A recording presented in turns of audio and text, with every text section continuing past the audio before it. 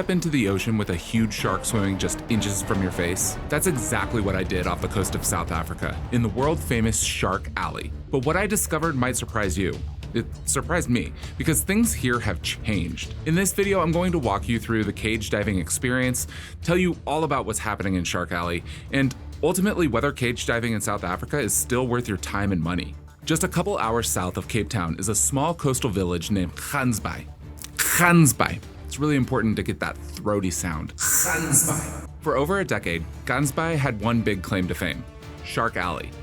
This narrow channel between Dyer Island and Geyser Rock was a natural feeding ground for great white sharks. Thousands of Cape fur seals packed the rocks, making it a perfect place for a shark buffet. For a while, it was the most reliable place on Earth to see great white sharks in the wild. Tourists, researchers, photographers, they all came here for that once-in-a-lifetime moment. Well, that all started to change in 2017, when sightings started to drop off. At first, people blamed climate change or overfishing. But then great white shark carcasses started washing ashore, including a 16-foot female named Khaleesi. Marine scientists started to notice something strange. The sharks were all mutilated in a very specific way. These sharks had their livers removed with seemingly surgical precision. Say that 10 times fast. Seemingly surgical precision. It actually made a fair bit of international news, but I guess I wasn't watching Shark Week that year. So it turns out, after some research, scientists concluded that the real culprits were two orcas. Orcas, like Free Willy. I mean, I knew they ate seals and stuff, but great white sharks? Anyways, it turns out these two orca brothers, nicknamed Port and Starboard, had figured out that they could get a super efficient meal by hunting great whites and eating their livers. Hannibal Lecter, anyone? You see, a great white's liver can make up to 25% of its body weight, and it's a super dense energy source. For a predator like an orca, it's like hitting a high-calorie jackpot. So instead of going out and chasing tons and tons of smaller fish, the orcas can get a huge energy boost from just one shark. The craziest thing about this hunting technique, though, is that it's not instinctive. It's a learned hunting practice, and one that Port and Starboard literally taught other whales to do. Like, what? After a few years, these attacks spooked the great whites. Sightings plummeted over 60%, and some years, no great whites were spotted at all in Gansbaai. That raised a huge question for me. Is cage diving in South Africa still worth doing? So I decided to find out for myself. I booked a cage diving trip with one of the biggest operators in Gansbaai, Marine Dynamics.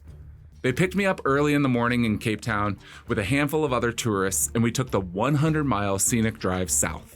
They fed us some lunch and gave us a quick briefing about the experience, letting us know about what had been changing.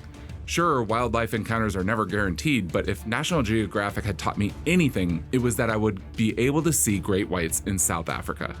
We marched down to the boat and took a short 15-minute ride out to the middle of the bay.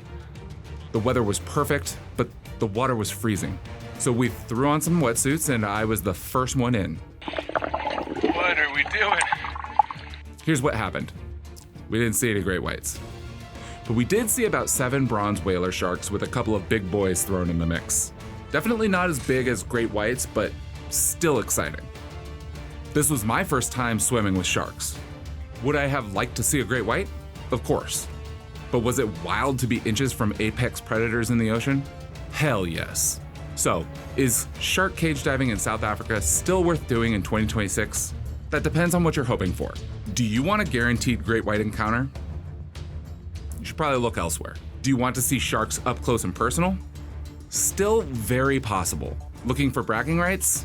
I mean, I'm claiming them. Companies are honest about this uncertainty now. Some have moved to False Bay or Mossel Bay, but even there, sightings are inconsistent. If you just want to feel that primal, holy crap, I'm in the water with sharks moment, you'll still get it, but don't book this trip thinking you're going to reenact Jaws. Another thing people ask, is cage diving ethical? Some argue that baiting sharks can change their natural behavior.